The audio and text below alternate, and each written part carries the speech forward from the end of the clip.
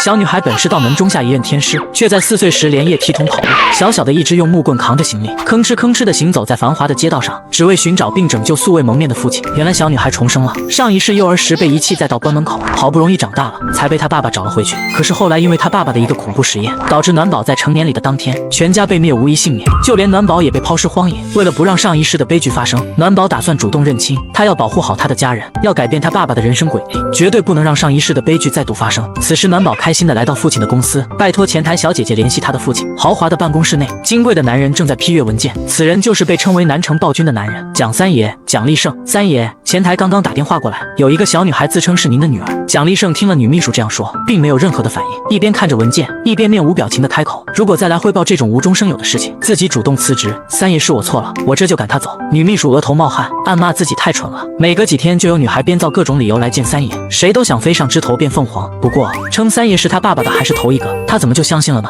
而且三爷也没有任何男女关系的绯闻流传，身边更没有女人，怎么可能有女儿？走出董事长办公室，迅速打电话给了前台。三爷没有女儿，马上赶走。前台的一张椅子上，此时一个4岁的小女孩在咔嚓咔嚓吃着爆米花，身上穿着黑色的小道袍，胖嘟嘟的小脸蛋，大眼睛乌黑发亮。前台小姐虽然感觉被骗了，但是一点气也生不出来。天底下怎么会有这么可爱的小丫头，简直就像是个芭比娃娃，肉嘟嘟的小脸可耐极了，真想捏一下。姐姐，我都快把你的爆米花吃完了，爸爸怎么还不下楼接我呀？暖宝打了个饱嗝，笑眯眯地问道。天哪，笑起来的样子更可爱了。对不起啊，小朋友，我们董事长说他没有女儿，再残忍的话，前台小姐姐就说不出口了。她实在不忍伤害这么可爱的小丫头。哦，暖宝知道了，谢谢姐姐。暖宝慢吞吞地爬下椅子，把地上的小包袱用木棍扛起来，这一切都在她的预料之中。小女孩坚定小声嘀咕道：爸爸，暖宝一定不会再让上一世的事情发生了，暖宝是不会放弃的。傍晚，蒋立胜出现在了车库，今晚他有一个应酬，准备去谈一个上百亿的项目。就在他准备进去车里的时候，只感到小腿被什么抓住了，垂眸一看，一个奶团子像爬树一样，顺着他的大腿水灵灵的就爬了上来。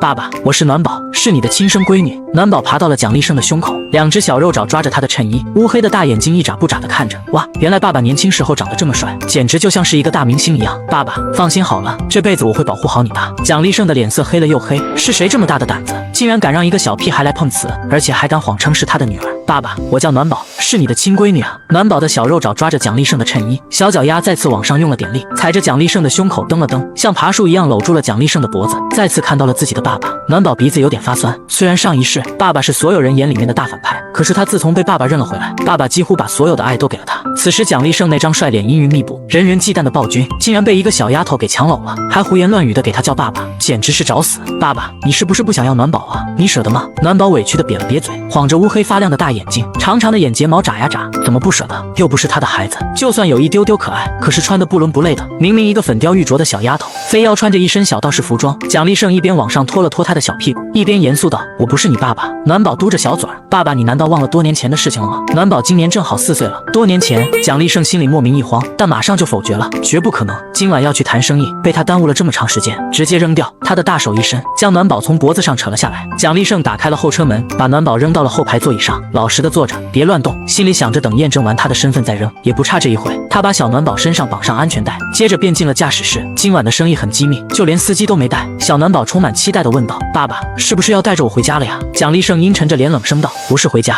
我要去谈生意。谈生意？暖宝悄悄地掐指一算，完蛋了，爸爸今晚的生意看来是够呛了，因为路上堵车，足足1个小时，蒋立胜这才到了约定的酒店，大步流星从车里冲进去。果然进了酒店以后，因为他迟到了，要谈合作的人已经走了。蒋立胜脸色阴沉地回到了车里，一言不发地抬头看着后视镜里的小丫头，后面坐着的暖宝心虚地眨了眨眼睛。爸爸会不会把这一切都怪罪在他的头上？是他耽搁了爸爸的生意。沉思了一会，暖宝咬了咬小嘴唇，吃力地从后车厢爬下来。爸爸，对不起，是暖宝的错。他一步3回头地看着车里的蒋立胜，最终垂头丧气地迈着小短腿走开了。既然知道他老爸发火了，就不能在这个时候再去惹他，免得提前让老爸黑化。不过他很快又扬起了大大的笑脸，他只是暂时离开爸爸，还会回来的。蒋立胜看着小丫头离开，脸色冷得像花岗岩一样，戾气肆虐。要不是他耽搁了自己的时间，路上怎么会堵车？走了更好，省得扔他了。三爷，今天晚上幸好你没按时去赴约，那个人被抓了。男特助程辉进了蒋家客厅，高兴地禀告道。蒋立胜不动声色地抬起了头，怎么回事？程辉回答道，那个人牵扯到一个特大的经济案中，您今晚一旦跟他见了面，肯定会被牵连。蒋立胜嘴角愉悦地勾起，运气不错，幸好路上堵了车，幸好遇到了。他的眼前不由浮现了那个笨拙的小身身影，连爬个车子都更呼呼的。不过要不是他，今晚难逃一劫了。蒋丽胜想到暖宝就皱紧了眉头，这么点的小丫头竟然一点不学好，竟然说是她的闺女，她根本不可能有这么大的闺女。特助陈辉禀告道：“三爷，今晚有雨，正在进行中的工程可能需要暂停。”蒋丽胜漫不经心的点头，随后问道：“有雨？”“是的，三爷，今晚有大暴雨，所以有几处露天的工程不得不。”没等到陈辉说完，蒋丽胜已经冷冷的打断：“备车！”三爷真是太敬业了，这种事情也要亲力亲为。等到蒋丽胜进了车里，他赶紧钻进了副驾驶。三爷，先去哪个工地？去香格里拉酒店。蒋丽胜面色很冷，当时小丫头就是从那里走掉的，肯定不会是她的闺女，吓一下就跑了，连她一小半的胆子都没有。香格里拉大酒店的不远处有一个天桥，小小的身影正蜷缩在里面，好像要下雨了，天上有闪电在不断的闪过。暖宝眨着大眼睛朝着远处不断的看着，也不知道爸爸在干什么。四周起了风，暖宝紧了紧身上单薄的小道士服，正准备吼上几嗓子给自己壮胆子。就在这时候，一道高大的身影如同天神一般撕裂黑暗而来，暖宝瞪大了眼睛，从地上猛地窜了起来，迈着小短腿像一阵疾风，一头扑了过去，用力搂着蒋丽胜的一条大腿。爸爸！蒋丽胜紧了紧眉头，不准叫我爸爸，知道了，爸爸。暖宝仰着小脸，接着把小脑袋在蒋丽胜的大长腿上蹭了蹭。我就知道爸爸会来找我，不是，我是偶然经过。蒋丽胜果断否认。好吧，爸爸说是什么就是什么，反正结果是爸爸把暖宝找到了。暖宝两只小肉爪微微用力，抓着蒋丽胜的裤子嗖嗖的爬了上去，搂着蒋丽胜的脖子就赏了一个大猛。蒋丽胜的脸色黑了黑，竟然被一个小屁孩给亲了，扔了，必须马上扔了。他怒喝了一声。陈辉，急匆匆奔跑过来的陈辉看到蒋丽胜身上挂着的小丫头，顿时眼睛一亮，哇，好可爱的孩子啊！三爷，你从哪里弄的？蒋丽胜发觉陈辉眼里对暖宝掩饰不住的喜欢，用力把暖宝搂在怀里，大步朝着前面的车子而去。暖宝看着陈辉，摇晃着小胖手，叔叔好，真懂事。陈辉快速跟上蒋丽胜，孜孜不倦地询问：三爷，这个小丫头哪里来的呀？就在陈辉要进副驾驶的时候，他忽然冷冷地哼道：你自己走回去啊！陈辉愣住了，他哪里得罪了三爷？没等到陈辉做出任何的反应，车子已经从身边飞驰而去。去医院。蒋丽胜低头看了一眼趴在胸口上暖宝，朝着前面开车的司机命令道。暖宝有点困了，懵懂地抬起大眼睛：爸爸，去医院干什么？做亲子鉴定。蒋丽胜咬着牙吐出了几个字，他不相信暖宝是自己的亲闺女，长得虽然萌萌的，但一点不像她，而且懒大大的，更不像自己。暖宝困意再次上涌，眼睛已经睁不开了，不一会就陷入到了睡梦中。医院，蒋丽胜找到医生，说明了自己的情况以后，有护士过来抽血。暖宝晃动着一双可怜的大眼睛，躲在墙角。蒋丽胜恨铁不成钢的过去拉着他的小胖手：你都多大了？都4岁了，怎么还害怕针头？暖宝就是害怕吗？暖宝吸了吸鼻子，可怜的都快哭了。护士小姐被暖宝的小模样心疼坏了，赶紧上前想抱一抱。小妹妹，不疼的。没等着说完，蒋丽胜的大手一伸，就将暖宝抱在了怀里，带着敌意的看了一眼护士。这些人都怎么了？没见过小屁孩吗？有什么好看的？怎么一个个都想抱他？暖宝被抱了起来，立刻开心的咯咯笑了起来。爸爸果然是爱他的，不过爸爸是个大直男，不会表达自己的感情，都装在心里面。蒋丽胜一边心里说着小孩真烦人，一边把暖宝的小袖子撸起来，让护士给他抽了血。在这个时候，一个漂亮的长裙女孩子急匆匆的跑了进来，担忧的喊道：三爷，我来晚了，您怎么来了医院？是不是生病了？暖宝朝着漂亮女孩看了过去，她难道是妈妈？暖宝第一时间就看去了女人，不过他下一刻小鼻子警觉的耸动了几下，从女人身上嗅到了一种不太舒服的气息，这是邪灵的气息。雪莉以为蒋丽胜生病来了医院，脸上全是担心，下意识朝着蒋丽胜走过去。暖宝在这个时候悄悄挡在了蒋丽胜的身前，这个女人肯定不会是妈妈。雪莉奇怪的问道：三爷，这个小朋友是谁？暖宝昂着小脑袋：我是爸爸的女儿。不是。蒋丽胜坚定的回绝。暖宝回头看着蒋丽胜，伤心的瘪着小嘴，大眼睛晃动起来。蒋丽胜紧了紧凌厉的眉头，小孩子果然烦人，动不动就想哭。雪莉这才搞清楚，原来有人碰瓷碰到了三爷的身上，他们来医院是做亲子鉴定的，他是蒋丽胜的私人助理，蒋丽胜生活方面的事情都是由他照料，自然也清楚蒋丽胜不会有这么大的女儿，小小年纪就不学好。雪莉上前抓住暖宝的胳膊：小朋友，不要打扰三爷，阿姨送你去附近福利院。暖宝一边挣扎着，一边回头嚷了起来：老爸，你亲闺女要被抓走了，要被送给狗吃了。蒋丽胜脸黑了黑：什么乱七八糟的，只是送去福利院而已。他冷冷喊住了雪莉：那家福利院有狗吗？雪莉犹豫了几下，不敢说假话，好像有几只。他目光复杂，这个小杂种怎么猜出了他的想法？除了他，谁也别想靠近蒋丽胜，哪怕是小孩子也不行。只要去了福利院，明天他就会惨死在恶狗的嘴里。暖宝挣脱了雪莉，嗖嗖嗖的顺着蒋丽胜的大长腿就爬了上去。果然是个坏女人，幸好刚才掐指算了算，一下子就算出了雪莉的内心想法。没想到这个女人心肠这么坏，竟然想要狗咬死自己。蒋丽胜见暖宝把自己当成了大树，又爬到了自己身上，脸色一冷，真把她当成自己的亲闺女了。而且那双胖乎乎的小手一直在搂着自己的脖子，她跟他有这么亲吗？不过小孩子的手为什么会这么软？要不要捏一下？蒋丽胜用力甩掉自己脑子里杂乱的想法，接着重哼一句：跟我回家。既然福利院有狗，那就别去了。雪莉惊呆了：三爷，一个小孩子说的话你也信？蒋丽胜面无表情，抱着暖宝走去了医院大门。雪莉眼睛转了转，快步跟上去：三爷，我来抱他。暖宝搂紧蒋丽胜的脖子，不要，你是坏人。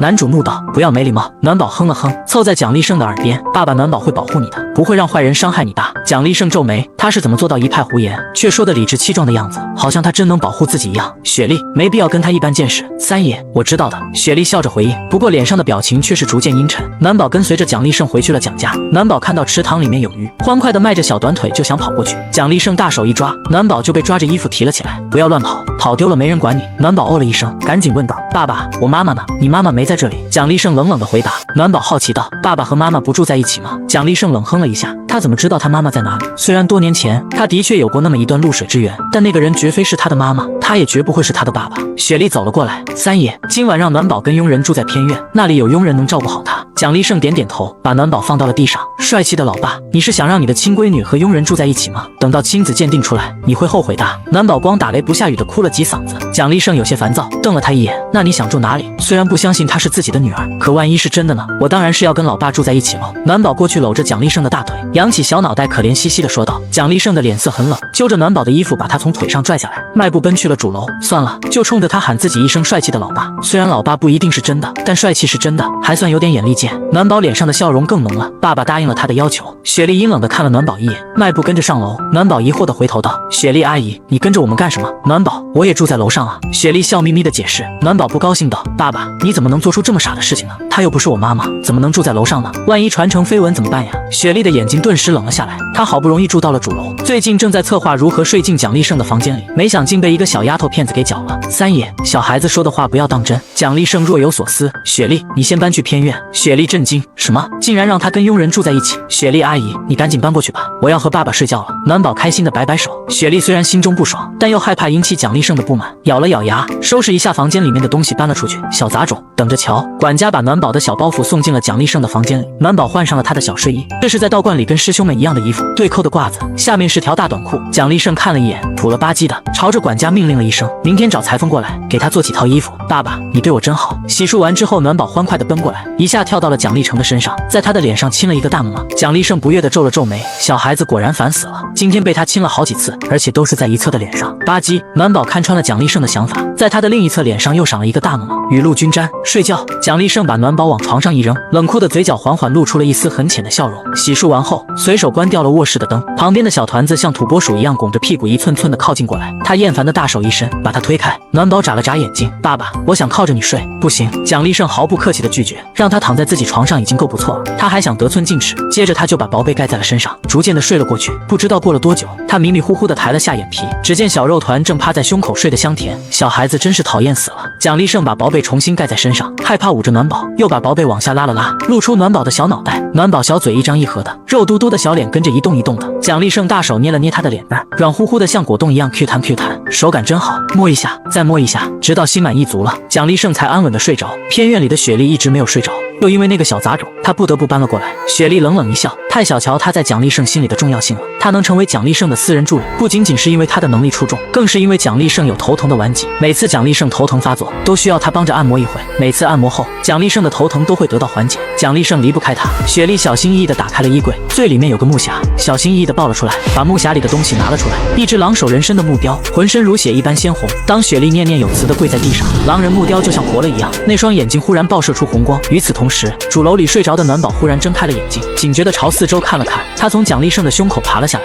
在漆黑的夜里，他感觉到了一种阴邪的气息涌了进来。阴邪的气息从四面八方把蒋丽胜包裹，他的眉头不易觉察地皱紧，太阳穴青筋暴跳。暖宝一翻身下了床，肉嘟嘟的小肉手伸进包袱里，迅速一道黄符拿在手里，接着贴在了蒋丽胜的额头。原本侵入蒋丽胜身体里的阴邪气息，仿佛如临大敌，迅速从蒋丽胜的身体里四散而逃。蒋丽胜原本皱紧的眉头逐渐舒缓起来，没有半点要被惊醒的迹象。暖宝盯着想要从门缝逃窜出去的一股股阴邪气息，小脸绷紧。忽然再次一道黄符打出去，黄符在半空燃烧，一股股阴邪的气息变成了一个鬼脸，痛苦的扭捏，噼里啪啦的跟着烧了起来。另一边，雪莉一直在等待着蒋丽胜的传唤，如果像以前一样，很快就会派人过来了，因为只有他能缓解蒋丽胜的头疼。可是一直等到了天亮，也没有任何的动静，怎么回事？为什么会失效了？清晨，一缕阳光透过窗帘缝隙洒进来，蒋立胜从床上醒了过来，似乎很久没有像昨晚睡得那么香了。暖宝还拱着小屁股趴着在睡觉，不时咂一咂小嘴，不知道在梦里吃什么。小孩子在旁边真是烦死了。蒋立胜不悦地哼了哼，然后盯着暖宝可爱的样子看了好一会，悠悠地叹了口气，洗漱完后直奔客厅去吃早餐。老豆，你竟然吃饭也不叫我！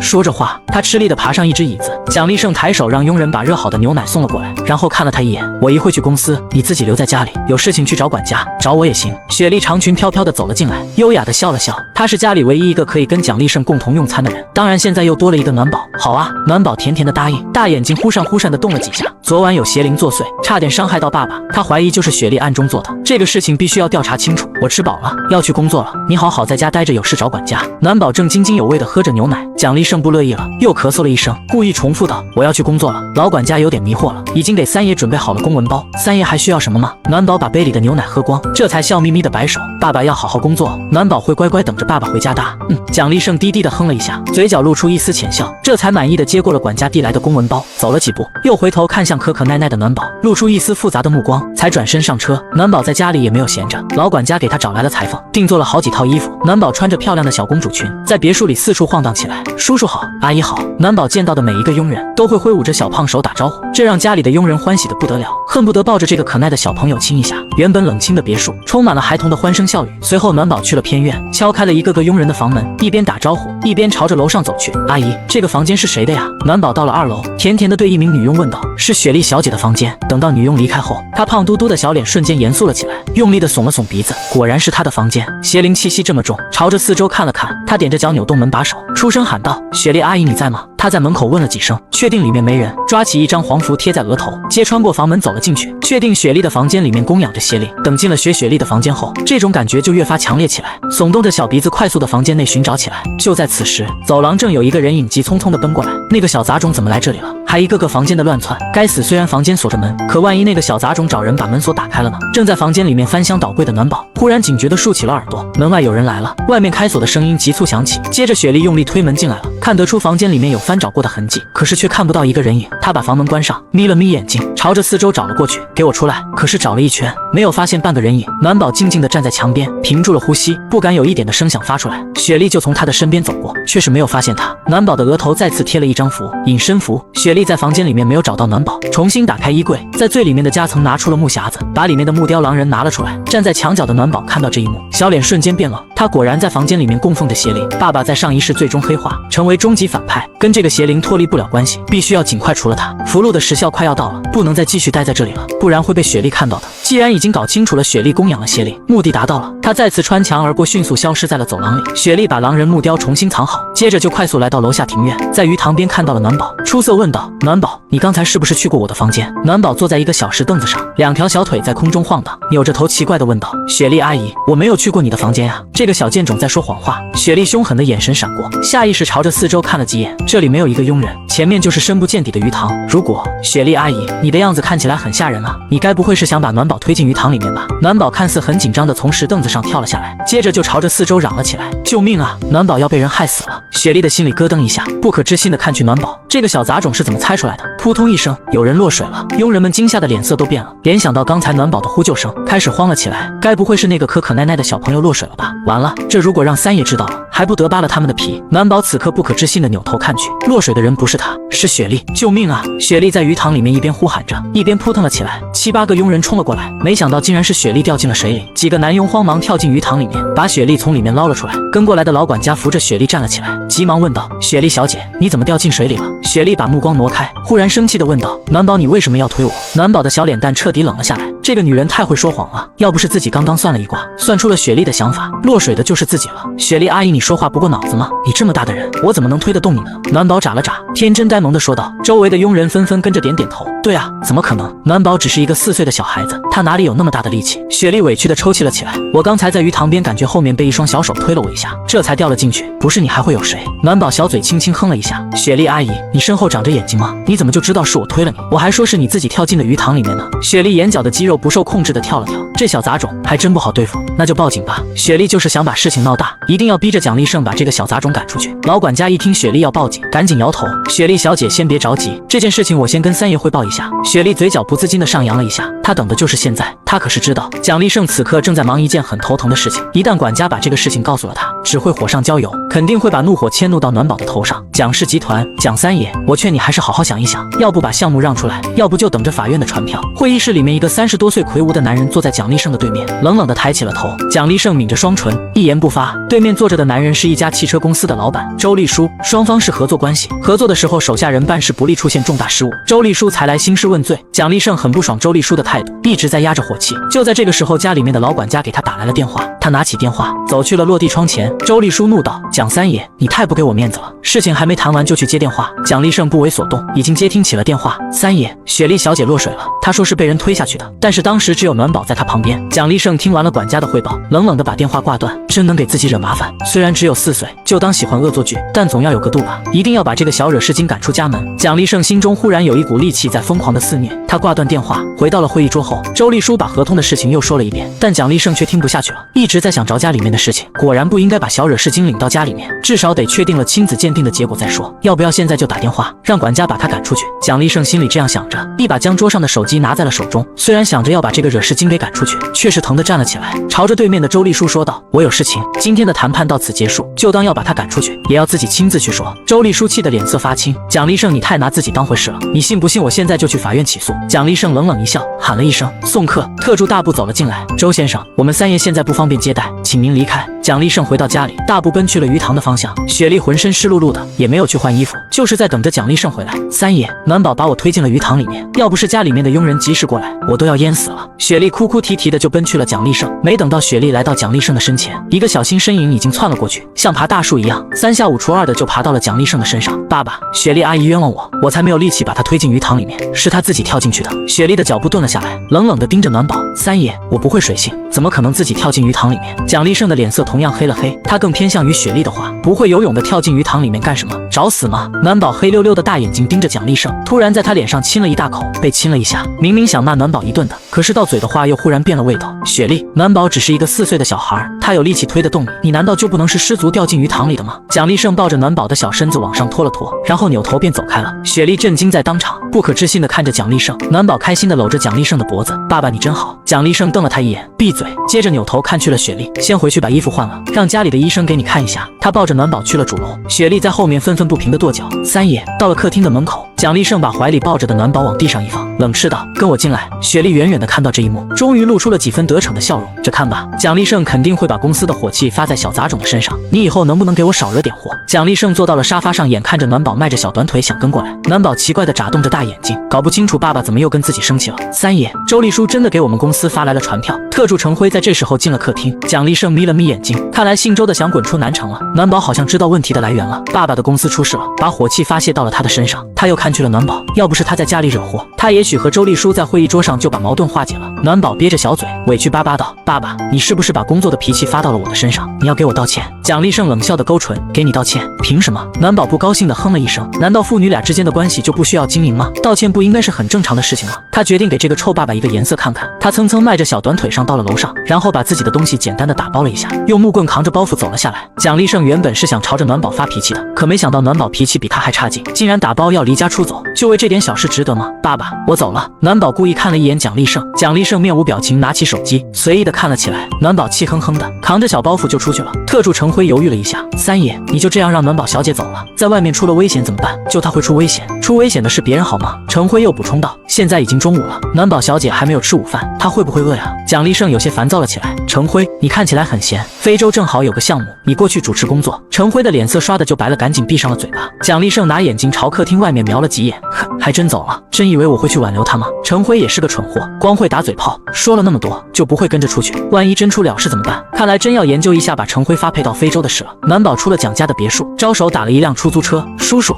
哪里有吃饭的地方啊？暖宝哼哧地爬上了车子，奶声奶气地问道。吃饱了饭，才有力气跟爸爸生气。出租车司机被暖宝可爱的小模样给暖化了。小朋友，在前面不远就有一条小吃街，那就去小吃街。想到能吃肉了，开心的咯咯笑起来。车子很快到了繁华的小吃街，下车的时候才想起来自己身上1分钱也没有。叔叔可以用它来抵车钱吗？暖宝把一张黄符递给了出租车司机。出租车司机接过了那道黄符，有些无语，没想到这个小屁孩还是个小神棍。算了，看来他这么可爱的份上，不跟他去计较了。叔叔不跟你要钱了。司机没打算接暖宝递过去的黄符，不过暖宝却固执道：叔叔，你把这道黄符放到枕头底下，你就不会再继续做噩梦了。出租车司机猛地抬起了头，他怎么知道？暖宝没有解释，笑嘻嘻跳下车子走远了。这里的小吃街远近出名，已经到了午饭时间，每一个店铺里面都飘来了饭香。暖宝贪婪地耸着小鼻子，可是又瘪了瘪小嘴，兜里面没有钱，吃不到这么好吃的东西。不过这也难不倒他。暖宝进了一家面馆，四处瞅了瞅，来到了一个男人的桌边。叔叔，我可以给你算一卦吗？男人正是刚刚把蒋立胜给告了的周立书。他虽然是堂堂的企业大老板，但很喜欢烟火气，没想到在这里遇到的小神棍。他不厌其烦地摆了摆手，走开。叔叔，你有丧妻之相，难道你不想化解吗？只需要1碗面钱就行啊。暖宝看着周立书桌上的食物，悄悄咽了下口水。凭本事换东西吃不丢人，再说眼前的叔叔家里面是真的出了问题，全当帮他好了。周立书在蒋立胜已经生了一肚子的气，在这里又碰到了个小神棍，更加的恼火了，猛地拍了桌子准备发火。不过在这时候，手机铃声急促的响了起来，接起了电话，他的脸色瞬间就变了，拿着手机疼得从椅子上站了起来。什么？你说什么？翠芝被人绑架了？周立书一屁股坐回到了椅子上，接着他猛然扭头看去了桌旁站着的暖宝。你到底是什么人？他怎么也没办法把暖宝和世外高人联系在一起，可偏偏就是这个小女孩算出来他有丧妻之相，在下正一道观的粉语道人。暖宝这一本正经的样子，把周立书给唬得一愣一愣的，管不了他是不是个4岁的小孩子，赶紧抓着他的手，小师傅救我。暖宝语气变得缓和，甜甜一笑，好啊，不过你得先给我吃面的钱。周立书从钱包里面拿出来了一张银行卡，小师傅，这张卡里面有100多万，全都归你。那太多了，我只要1碗面钱。道家讲究一个缘字，他今天和周立书碰见也是因为一个缘，他不能因此去拿不义之财。周立书来不及多想，一把将暖宝从地上抱了起来。小师傅，钱的事好商量，先陪着我去救我太太。他急匆匆的就出了面馆的大门。周立书，怎么生意不做，改抢小孩子了？蒋立胜阴沉着脸似笑非笑的走过来。周立书怒喝，让开，爸爸！当清脆可萌的声音响起来，周立书愣住了，只见他怀里抱着的暖宝正朝蒋立胜张开2条胖嘟嘟的小胳膊。你给他叫什么？周立书愣了一下，爸爸呀，他是我爸爸。暖宝晃动着天真的大眼睛解释道。蒋立胜冷哼了一声，把暖宝抱了过来，以后不要随随便便出门，否则你被坏人抓走了怎么办？自从暖宝离家出走以后，他的心里就很烦躁。他上车原本打算去公司的，可在半路还是不受控制的打出了电话，全程搜索暖宝的下落。爸爸，我知道了。暖宝开心的搂着蒋立胜的脖子，大直男爸爸果然来找自己了。爸爸，我以后不会乱跑的。不过这个叔叔家里面出了事情，他的太太被人绑架了，我得去救他。关你什么事儿？他家里出了事，让他去找警察。蒋立胜很恼火，训斥完了暖宝以后，又对周立书冷嗤了一声，你可真有意思，你竟然让小孩子去帮你救人，他出了事怎么办？暖宝听到蒋立胜的话，心里暖暖的，在蒋立胜的怀里咯咯的发笑。三爷，虽然我们双方合作有了分歧，但那是公事，现在我太太出了问题，你的女儿能救我的太太，请你不计前嫌。周立书放低了姿态，蒋立胜的眉头挑了挑，看着怀里的暖宝，你真的能救他太太？他怎么有点不相信呢？一个4岁的小孩除了能惹是生非还会干什么？爸爸，我可是正义道的粉语道人，当然能救他的太太了。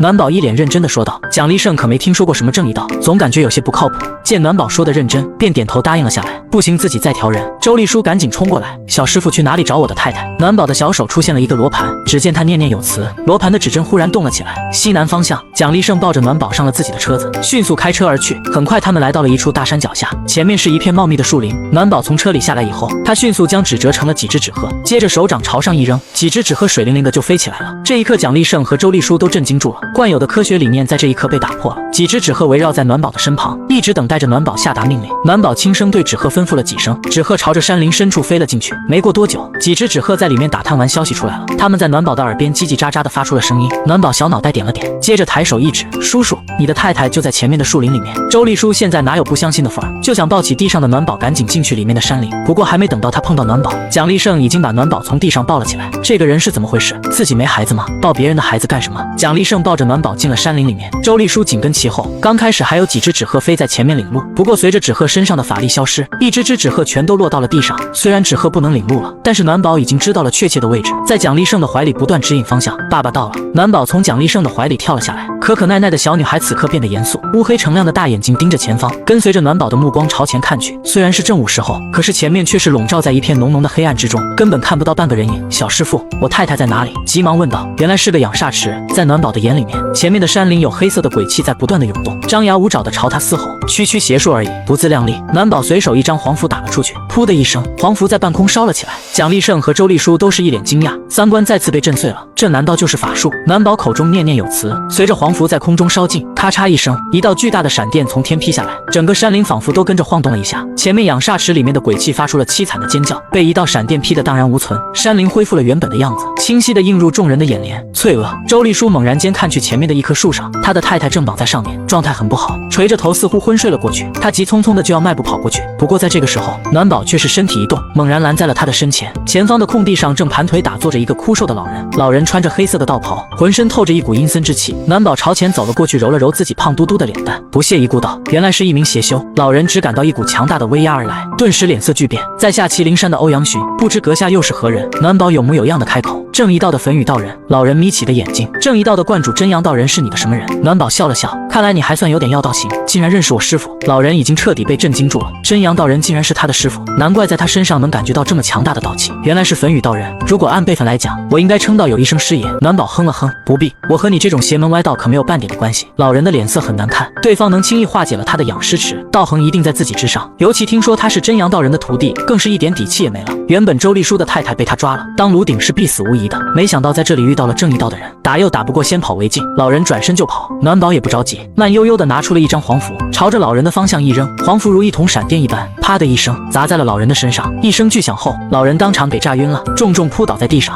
一股股黑气从身上冒起，多年的修行也跟着散了。周丽书赶紧扑过去，把树上绑着的沈翠娥解救下来。此时的沈翠娥还在昏迷中。小师傅，你快看看我太太怎么了？暖宝迈着小短腿过去，把了一下沈翠娥的脉搏，阴气入体，问题不大。他在掌中画了一道符，然后贴在了沈翠娥的额头上，没一会人就缓缓醒来了。沈翠娥看到周丽书，抱着她就哭了出来。周丽书拍着她的后背安慰了几句，只去了一旁的暖宝。翠娥，多亏了暖宝小师傅，是他救了你，我们要感谢他。沈翠娥听了事情的来龙去脉，惊讶之余不由看向暖宝，很快就被那可可耐耐的小模样给吸引住了。好漂亮的小丫头，快告诉阿姨，阿姨要怎样感谢你？她挣脱了周丽书的怀抱，朝着暖宝就抱了过去了。不用。没等到她靠近暖宝，蒋立胜的大手立马把暖宝从地上抱了起来，动不动就要抱别人家的孩子，别人家的孩子就当长得再可爱，跟他们又有什么关系？爸爸，暖宝饿了。暖宝搂着蒋立胜的脖子，奶乎乎的说的：“我们回家吃饭。”蒋立胜冷冷的开口，跟暖宝生气的事早就忘了。之前雪莉说暖宝把他推进了鱼塘里，不管真相是真是假，反正雪莉又没事，全当洗了个冷水澡。蒋家别墅，雪莉自从得知暖宝离开了这里以后，心情就变得非常不错。一个4岁的小杂种，凭什么跟他斗？他正在庭院里赏花的时候，蒋立胜的车子回来了，紧跟着他就看到蒋立胜拉着暖宝的小手从车里下来。怎么回事？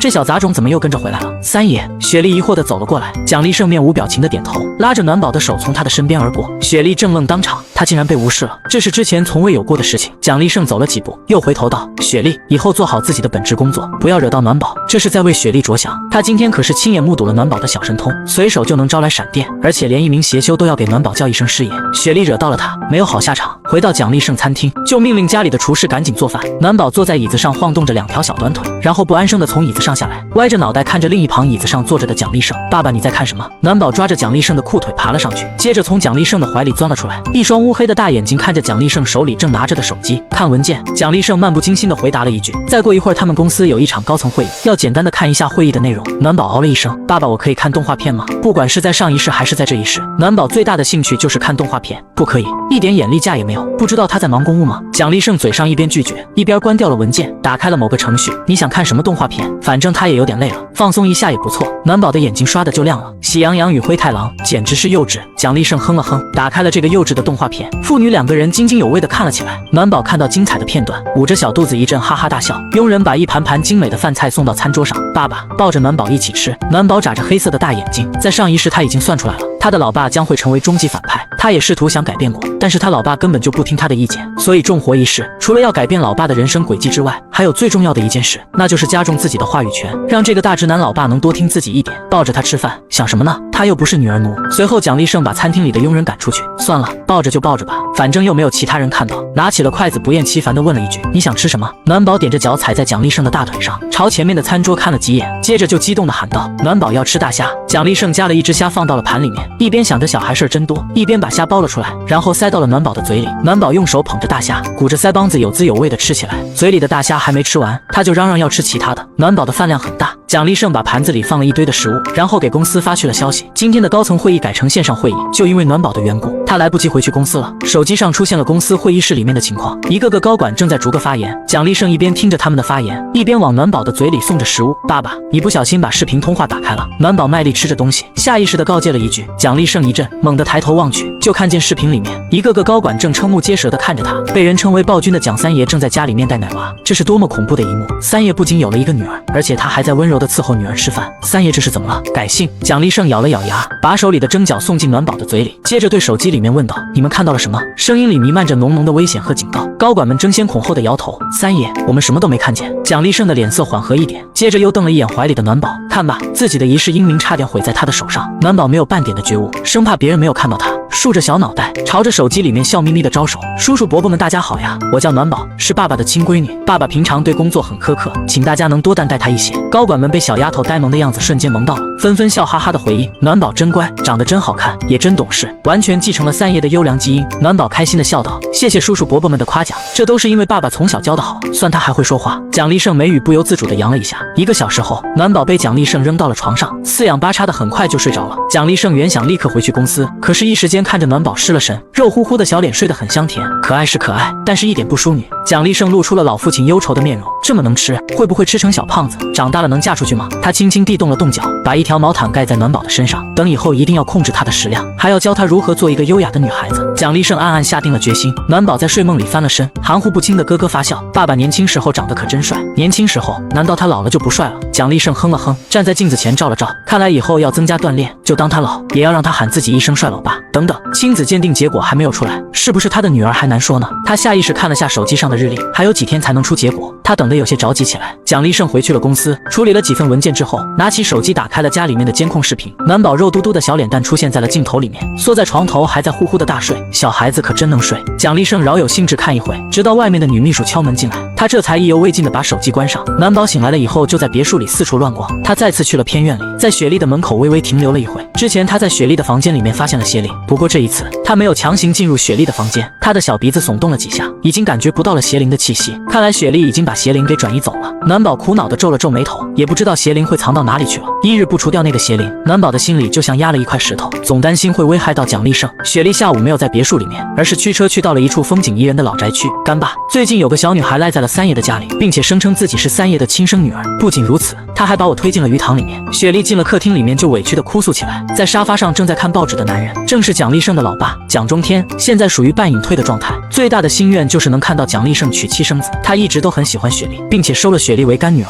希望雪莉能跟蒋立胜走到一起。当他听了雪莉的话以后，顿时震惊，好大的胆子，一个小丫头片子竟然来他们蒋家骗吃骗喝了。干爸，你先别生气，万一那个女孩真的是三爷的女儿呢？雪莉赶紧坐到了沙发上，带着试探地问道。那也不行。蒋中天吹胡子瞪眼，我们蒋家不会有这么居心叵测的后代，小小年纪就敢把人往鱼塘里面推，长大了还了得？雪莉小心翼翼地问道。干爸，您的意思是就当这个女孩是三爷的亲生女儿，你也不想认她？蒋中天微微犹豫了一下，终究没有说出特别狠心的话。认终归是要认的，但他必须把所有的坏毛病都改了，否则别想来蒋家认祖归宗，我不能让蒋家的名声受损。雪莉的眼睛闪烁了几下，干爸，我倒是有个想法，要不先把这个女孩送到国外，等到三爷的亲子鉴定书下来，如果确定她是蒋家的孩子，那我们就把她好好调教一番，让她变成一个品学兼优的小公主。只要离开了蒋立胜，她会让这个小杂种消失在这个世界。蒋中天思考了一下，这倒可以试一试。雪莉补充道，方法虽然可以，但三爷不会答应把这个小女孩送到国外的呀。蒋中天顿时怒吼了一声，我是他老子，我虽然老了，但是裤子上的腰带还是能挥动的。他看了一下手表，还不到下班的时间，臭小子肯定还在公司里面。贵叔，蒋中天把家里面的管家喊了过来，你现在就去蒋立胜的家里，把那个骗吃骗喝的小孩子带过来。贵叔已经听到了客厅里面的对话，他赶紧答应下来，领着人匆匆上了车。蒋家别墅，暖宝在床上一直睡了好几个小时，悠悠的醒了过来，小嘴打了个哈欠，准备去楼下的花园玩会。今天竟然有一节，他日常掐指一算，接着愣了一下。也就在这个时候，别墅的门口传来的躁乱声音，几辆车子开了进来。老宅来人了！贵叔领着人从车里下来。暖宝掐指算完以后，在楼上的窗边哭笑不得。抓他的人来了！贵叔您怎么来了？一名佣人赶紧走了过去。听说家里面来了一个小女孩，她在哪里？领我过去。家里佣人不敢阻拦，赶紧领着贵叔一行人走去主楼。不过刚到主楼门口的时候，暖宝已经从里面走了出来。该来的总会来，没必要躲躲藏藏的浪费时间。贵叔确定眼前的人以后，就把佣人支走了。少爷现在还在公司，赶紧动手把他带走。贵叔对身后的西服男子低声吩咐了一声，几个西服男子迅速上前。不过暖宝也没有打算逃跑，被一名西服男子很轻松的从地上抱了起来。暖宝好奇的看去前面的贵叔，你们要带我去哪里啊？贵叔没料到眼前的女孩这么可爱，奶里奶气的，一时心里有些发软。带你去一个好玩的地方。骗人！暖宝撇着嘴哼了哼，都要把我卖到国外去了，竟然还骗我说是去好玩的地方，这不是骗人吗？算了算了，你也是受命于人，怪你又有什么用？好了，你们可以动手了，趁着我老爸还没在家里面。贵叔惊讶的瞪大的眼睛，被暖宝的这几句话给弄得一愣一愣的。邪门了，谁告诉他的？他怎么什么都知道？贵叔被一个小孩给揭穿了把戏，感到无比尴尬，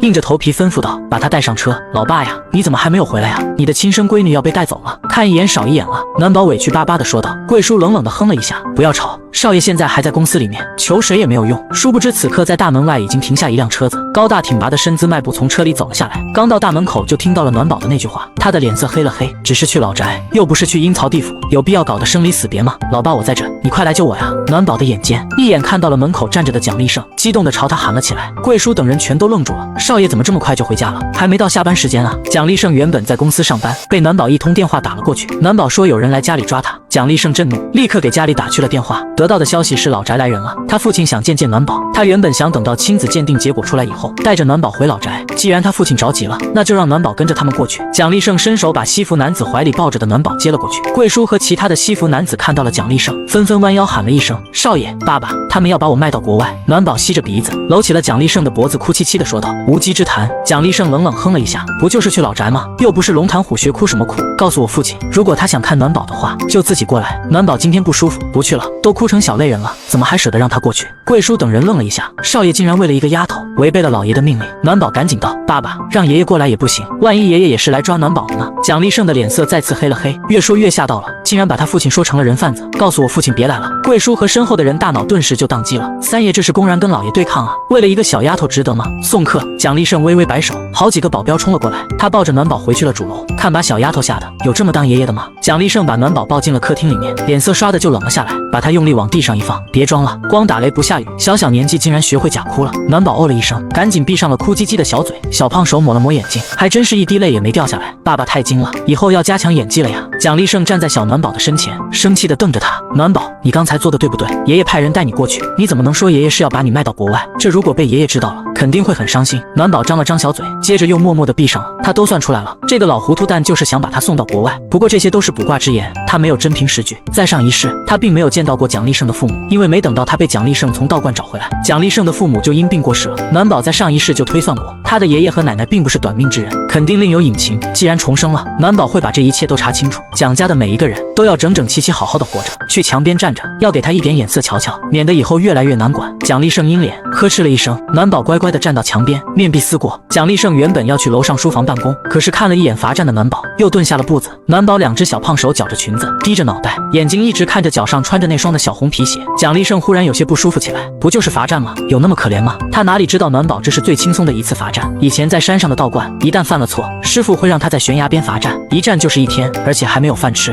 不过也因此，暖宝学到了一身的道家本领。蒋立胜此刻那颗老父亲的心开始泛滥了。管家！他恼火地喊了一声，家里的老管家赶紧小跑了过来。三爷有什么吩咐？蒋立胜抬手一指暖宝，你是怎么做事的？家里面来了的孩子，你不知道吗？不仅连一点玩具都没有，甚至连他的房间都没有布置。他越说越生气，额头的青筋开始跳动。不要事事都要我去提醒，如果你不能胜任这份工作，就主动辞职。管家慌了，赶紧道：三爷，我知道错了，立刻安排人去置办。你跟我承认错误有什么用？蒋立胜周遭的戾气不断的肆虐，有种把别墅里的佣人全都裁撤的想法。别人家的女儿都住着小公主，有数不清的玩具，可是他的女儿，暂且先把她当成自己的女儿。虽然亲子鉴定还没有出结果，他的女儿什么都没有，是他蒋立胜不如其他人，还是他的女儿不如其他人？管家反应了过来，赶紧弯着腰，对着正在面壁思过的暖宝说道：暖宝小姐，对不起，是我工作疏忽了。管家伯伯，你没错，是暖宝错了。管家伯伯，不要听爸爸的，爸爸不会把你开除的，他只是在说气话。蒋立胜冷哼了一下。下，他替他鸣不公，他竟然还安慰起了别人。他眉头不由舒展开。自从有了暖宝以后，家里倒是平添了很多欢乐，以后要加强家里的安保措施。蒋立胜再次对管家下达了命令，就当天王老子来了，也不准把暖宝带出去。家里面好不容易多了一点欢乐，可不能把这个小丫头给弄丢了，就当要丢，也得是他把她丢出去。管家赶紧趁势，正准备去安排的时候，蒋立胜又冷声的补充道：“家里面的桌椅板凳等等都要定制一批儿童专属的，有些拐角处也要贴防撞条。”管家听完赶紧安排人手去忙了。暖宝笑嘻嘻的抱着蒋立胜的大腿：“爸爸你真好。”虽然他并不在意这些细节，可是心里还是暖暖的。大直男爸爸有改变了，知道心疼他这个女儿了。蒋立胜轻轻的推开暖宝：“别吵我，他还在生他的气呢。”暖宝像个小跟屁虫一样，迈着小短腿又疼疼的跟着上了楼。“爸爸，你要去干什么？”“工作。”“那我不打扰爸爸了。”暖宝停下了脚步。蒋立胜回头看了他一眼，接着大手一捞，将他抱在了怀里。“一会不要说话，不要打扰我工作。”蒋立胜抱着暖宝进了书房，把他扔到了地毯上，接着就去书桌后处理起了公务。暖宝大眼睛黑溜溜的看了一会，然后在墙角盘腿坐下，心中默念起了上清经。蒋立胜抬头朝暖宝看了几眼，小孩子念经的样子倒是很有意思，胖嘟嘟的小脸一本正经的，小手抱在一起放在腿上，还真有几分大师的风范。父女两个一直待到了傍晚，蒋立胜合起了文件，关上了笔记本电脑，暖宝紧跟着也打了个哈欠，从地上爬了起来。蒋立胜怀疑他刚才根本就没有打坐，而是睡着了。“爸爸，暖宝饿了，晚饭我们吃什么呀？”暖宝仰着小脑袋说道。“你想吃什么？”蒋立胜冷冷地问了一句。暖宝蹦蹦跳跳地跟上了蒋立胜，想吃好吃的。蒋立胜一边想着要控制他的饭量，别吃成了小胖子，一边下楼安排家里的厨师多做点好吃的。“三爷，暖宝，你们吃饭了呀？”佣人刚把饭菜端到了餐桌上，雪莉走进了餐厅里，笑着说道。暖宝看到他来了，就气哼哼地开口：“坏人！”雪莉的眼神闪烁了几下，不动声色地坐到了暖宝旁边的椅子上，一副很大度地说道：“暖宝，不可以对阿姨这么没礼貌，知道吗？要不你爸爸会生气的。”暖宝的小嘴一哼：“我爸爸才不会生气，因为就是你去爷爷那里告状的，让爷爷把我送到国外去。”雪莉大惊失色，这个小杂种怎么知道这些事情？是谁透露给他的？难道是贵叔？不过想想又不可能，贵叔对蒋中天向来忠心，不会把这些事情说出去。暖宝，你可不要乱说，我都不知道你说的是什么。雪莉矢口否认，然后抬头对餐桌另一边的蒋立胜问道：“三爷，到底发生了什么事？暖宝为什么会这样说我呀？”“小孩子说话不要当真。”蒋立胜漫不经心地回了一句，随后慢条斯理地吃起了东西。雪莉点点头，接过佣人递来的米饭吃了起来。暖宝的小嘴瘪了瘪，看了雪莉几眼，把手里的碗筷放下，安安静静地坐在椅子上。他现在一点食欲都没有了，怎么不吃了？蒋立胜奇怪地问道。之前还嚷嚷着饿了，现在一桌子的饭菜却不吃了，不想跟坏人在一起吃饭。暖宝气哼哼地说完，就鼓着腮帮子生闷气，越来越没有礼貌了，越发得寸进尺了。蒋立胜呵斥道：“向你雪莉阿姨道歉。”暖宝立刻把头扭到了一边。雪莉摆手打圆场道：“三爷，暖宝还小，不要跟他生气。”脸上一副很大度的样子，其实心里正在暗暗冷笑：小杂种不吃饭更好，饿死你！蒋立胜眼角的肌肉紧了紧，对着暖宝命令道：“马上吃饭！”暖宝不服气地哼了一声，抱着碗筷从椅子上慢慢爬下来，然后坐到了墙边，往嘴里扒拉起了米粒。蒋立胜啪的一声，把筷子重重放到了餐桌上。太不懂事了，肯定不是他的亲闺女，说他两句就闹脾气。雪莉在一旁差点笑出来了，谁都知道蒋三爷吃软不吃硬，跟他顶着干没好处。三爷，快把这个小杂种赶出去！雪莉，你先出去。雪莉正幸灾乐祸的雪莉顿时傻眼了，让他离开餐厅。他不是正在跟小杂种置气吗？怎么把火气发到了自己的头上？蒋立胜见雪莉还没动作，不由目光冷了下来。雪莉发觉不对，赶紧起身：“三爷，我先离开，以后你就在偏院用餐，不用来这里。”蒋立胜语气冷漠至极。雪莉不可置信的抬起头，心里有些委屈。她花了好长的时间才住进了蒋家的主楼，就因为小杂种的出现，她又被赶了出去，现在更是连吃饭都不能来主楼吃了。偏院可是下贱佣人住的地方，她又不是佣人。蒋立胜瞪去了墙边坐着的暖宝，现在该回来陪着他吃饭了吧？他把雪莉都赶走了。暖宝收到了蒋立胜的眼神，咯咯的笑了笑，抱着碗筷又走回到了餐桌边。雪莉快要气炸了，隐忍着又不敢发作。雪莉小姐，请去偏院。老管家走了过来，伸手朝着门外示意了一下。雪莉咬了咬嘴唇走了出去。老管家把暖宝抱到了餐桌边的椅子上，接着把雪莉的碗筷收走了。暖宝一直开心的咯咯笑着，直起身子，拿起筷子努力夹了一块红烧肉，然后放进了蒋立胜的碗里面。爸爸吃。蒋立胜夹起红烧肉吃到了嘴里，虽然对雪莉没礼貌，但是对他这个老父亲还算有点良心。雪莉出来了餐厅，只见外面客厅有很多的工人在忙碌，有的人在各种拐角安装防护条，有的是在安装儿童的桌椅，各种儿童玩具也放在了客厅里，还有一辆拉风的儿童小汽车。他不受控制的咬紧了牙齿，这都是为了那个小杂种弄的。暖宝吃完了饭，迈着小短腿回到房间，被眼前的一幕给震惊住了，不忍直视。他可是堂堂的粉雨道人啊，怎么能住在这种可爱风的房间里面呢？喜欢吗？蒋立胜高大的身躯出现在了门口。喜欢。暖宝奶里奶气的说道，接着就迈着小短腿过去，高兴的扑在了大床上。为了让爸爸开心，他就违心一次吧。当爸爸的闺女真难，还得哄爸爸开心。雪莉被逼着离开了主楼，正准备走去偏院的时候，看到大门口有车灯过来，接着一辆车子停了下来，车里下来的了一男一女2个人，周丽舒和他的太太沈翠娥。雪莉认出了他们，不由赶紧走了过去，接着对门口保安喊道：“不用阻拦，我认识他们。”和周丽舒和沈翠娥打过招呼后，接着叹了口气：“周先生，我知道您和我们三爷在商场上发生了一点争执，我们三爷原本想是和你好好沟通的，但因为家里有个小女孩给他惹了事，他才在今天的会上不得已回了家里。你说的那个小女孩是不是叫暖宝？”沈翠娥没等到周丽舒说话，就焦急地对雪莉问道：“对，就是她。”雪莉赶紧答应，接下来就等着看好戏了。动辄几千万的合作被暖宝给搞丢了，周丽舒肯定不会放过暖宝，蒋立胜很有可能也因此怪罪暖宝。沈翠娥听后，从车后备箱里提了几箱东西，接着就说道：“雪莉，麻烦你领我们过去。”蒋立胜得到了佣人的禀告，不紧不慢地从楼上下来。周丽舒和沈翠娥一起看去蒋立胜的后面，同时疑惑地开口：“暖宝呢？他已经睡了。”蒋立胜毫不客气地说道：“这2个人真是够烦的，来他家不是找他，而是找他的孩子。他们又不是没有孩子，来他家干什么？爸爸，谁找我呀？”暖宝的小脑袋在楼梯上探出了头，好奇地眨了眨乌黑的大眼睛。暖宝，让雪莉惊讶的事情发生了。沈翠娥非但没有半点的生气，还高兴地喊了一声，冲上楼梯把暖宝给抱了下来。吧唧，沈翠娥在暖宝粉嫩嫩的小脸上亲了一口，蒋立胜的脸刷的就黑了，想阻止的时候已经来不及了。“阿姨，你找我？”暖宝奶乎乎的在沈翠娥的怀里问道。“对啊，阿姨就是来感谢你的。”沈翠娥完全被暖宝奶萌的样子给暖化了。随后蒋立胜阴沉着脸，大步过去一把将暖宝给抢了过来。雪莉看到这一幕，瞠目结舌，沈翠娥这是怎么了？她不是应该来找暖宝算账的吗？想想也对，虽然暖宝影响到了他们周家和蒋立胜之间的合作，但沈翠娥只是一个女人，商场的事情归周丽舒管。雪莉不由看去了周丽舒，她总不能放过暖宝吧？暖宝，让叔叔也抱一下。周丽舒咧着嘴，笑呵呵的就奔了过去。雪莉傻眼了，周丽舒也犯病了，竟然争着要来抱暖宝。蒋立胜警惕地抱着暖宝后退了2步。“你们2口子来这里还有其他事吗？没有的话就请回。来这里跟他抢女儿吗？真是一点觉悟也没有，不知道这是谁的家，伸手就想抱孩子，得到过他的同意吗？”周丽舒讪讪地停下脚步，见蒋立胜就要赶他们走了，赶紧道：“三爷，我来这里当然有事情，我们之前双方的合作出了点问题，我想到了解决方案。”雪莉在一旁暗暗激动了起来，终于谈到了正题，希望他们能把责任牵扯到暖宝身上。周丽舒认真地说道：“我们公司决定让出30%的份额给你们蒋氏，同时增加投资的力度。”雪莉眼睛猛然瞪大了，让出份额还增加投资，脑子进水了吧？出力不讨好的事情也做。周丽舒能做出让步，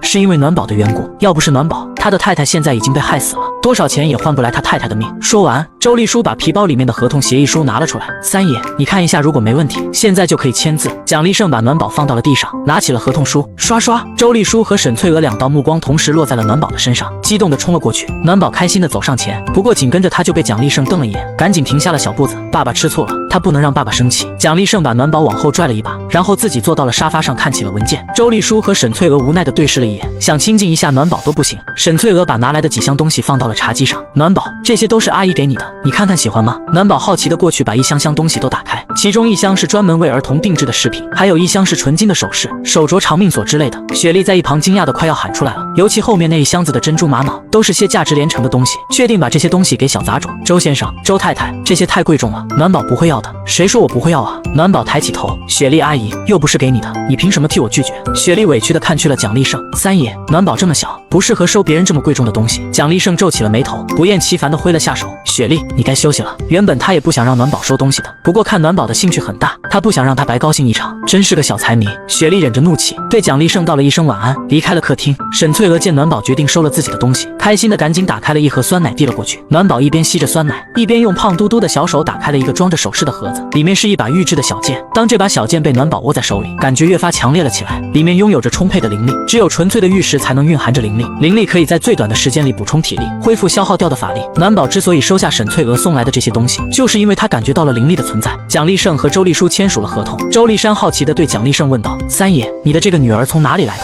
蒋立胜冷冷地开口：“捡的，他只是随便应付一下而已。”却没想到周丽舒和沈翠娥当真了，焦急地问道：“在哪里捡的？我们也去捡一个。”其实不怪周丽舒会信以为真，因为蒋立胜除了暖宝以外，还有6个儿子，他们都是暖宝的哥哥。不过这6个儿子全都是蒋立胜收养的，他们认为暖宝也是被蒋立胜收养的孤儿，是在哪一家孤儿院收养的。之前蒋立胜收养的那6个儿子，此刻都已经成为了某一个领域的大佬人物。不知道是因为什么原因，这6个兔崽子惹到了他们的老爸，全都被蒋立胜给赶出了家门。现在又多了一个暖宝，小小年纪就有一身的本领，怎么能不让周丽舒夫妻2个羡慕？他们甚至有种想法，让蒋立胜把暖宝过继给他们，什么条件都可以答应。蒋立胜的脸色很冷，周丽舒夫妻2个人一点自知之明都没有，去哪里能捡到这么好的闺女？好像这闺女又不是特别好，经常会跟他对着干。周丽舒和沈翠娥的眼睛一直盯着暖宝在看。看。要不是蒋立胜在场，他们恨不得现在就抱着暖宝直接跑路。天色已经很晚了，你们请回吧。蒋立胜一眼洞察两个人的狼子野心，直接开口往外逐客，甚至都不想让他们再看暖宝一眼，大手一捞，把胖嘟嘟的暖宝给抓在了怀里，迈步就上了楼。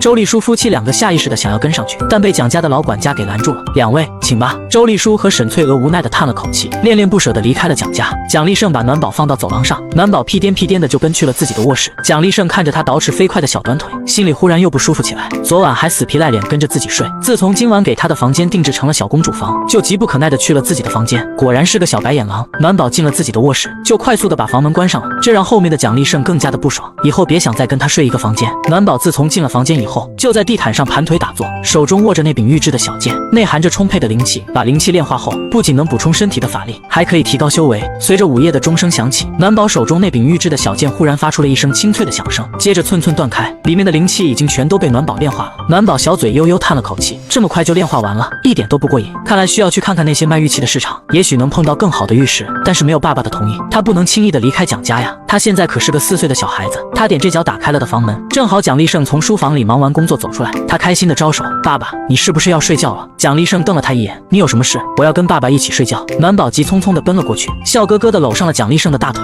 蒋立胜一把就将暖宝扯开：“个人睡个人的。”说完，他就进了自己的卧室里面，不过却没有立刻关上，而是在看着暖宝在外面可怜巴巴的小眼神。总算他知错能改，小公主房就当装饰的再好看，也没有他这个爸爸重要。只允许你住一晚。好的。暖宝从蒋立胜的身边飞冲到了大床上，蒋立胜穿着睡衣过去，呵斥了一声：“都几点了？赶紧睡觉。”暖宝哦了一声，乖乖的趴在了床上。等到蒋立胜关灯躺在了旁边，他迅速挪着小屁股靠了过去。蒋立胜冷冷的把他推开，把毛毯盖在他的身上：“赶紧睡觉，爸爸，我想跟你说说话。”暖宝又挪到了蒋立胜的身边，依然趴在床上，侧着脑袋奶乎乎的说道。蒋立胜不为所动，转身朝一侧躺了过去。小孩子真烦人，一边嫌弃的想着，一边悄悄竖起了耳朵。臭丫头到底想跟自己说什么？爸爸，谢谢你没有把暖宝赶出去，要不暖宝就无家可归了。蒋立胜把这句话听到了耳朵里，若有若无的点点头，说得不错，很有道理。暖宝眯着眼睛想着，先拍马屁，把爸爸哄高兴了，才可以提要求的。爸爸，要不是你收留了我，我现在肯定在吃糠咽菜，哪里能吃到这么好吃的呀？净说糊涂话。蒋立胜不太喜欢这句话，她是他的闺女，怎么能说收留这2个字？虽然鉴定结果还没有出来，但应该差不多，她就是他的亲生闺女。老爸养自己的女儿，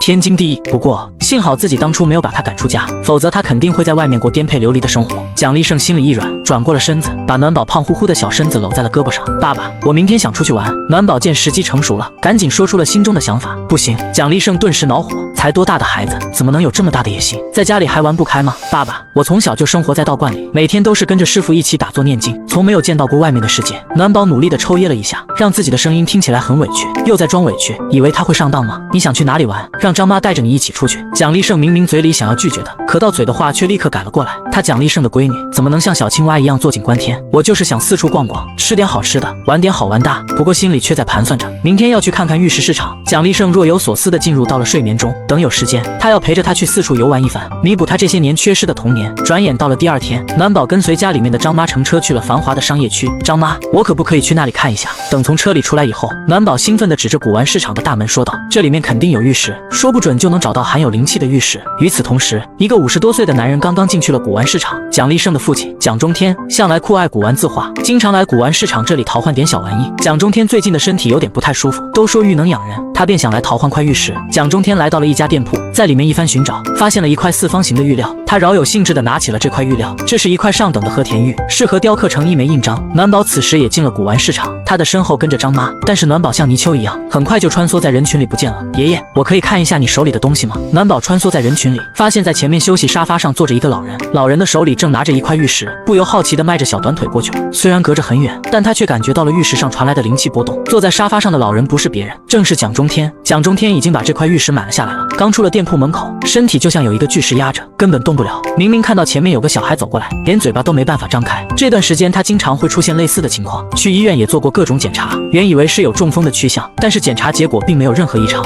每当出现这种情况，只有一种方法能够缓解，就是他的干女儿给他全身按摩。雪莉是他的干女儿，每次按摩一番，他的身体就会得到好转。爷爷，暖宝见眼前的男人一直没有回话，不由再次喊了一声。他并不认识眼前的蒋中天，因为在上一世的时候，他被爸爸蒋立胜找回家里，他的爷爷蒋蒋中天就已经因病过世，他并不知道眼前的老人就是他的亲爷爷。蒋中天一动不动地坐在椅子上，只有眼睛能微微转动几下。暖宝看着他的面庞，小眉头忽然皱起了起来。12宫位的极恶宫竟然有一团阴气，爷爷你是不是动不了了？暖宝伸出小胖手给蒋中天把了把脉，可以确定就是阴气入体，并非是器官上的疾病。他迅速在胖乎乎的小手掌上画了一道符，然后抓起蒋中天的大手印了上去。在这一刻，暖宝手上的符金光闪烁，蒋中天被这一幕惊住了，这是法术吗？接着更让他吃惊的事情发生了，只感到手掌处一股暖流迅速冲进了身体里面，身体里面堵塞的经络被打通了，嗡了一下，他浑身一震，全身恢复了活动。蒋中天猛地从沙发上站了起来，不可置信地看着暖宝，好可爱的小丫头，如果刚才不是这个小丫头，他的命可能就交代到这里了。蒋中天对暖宝不由喜欢了起来，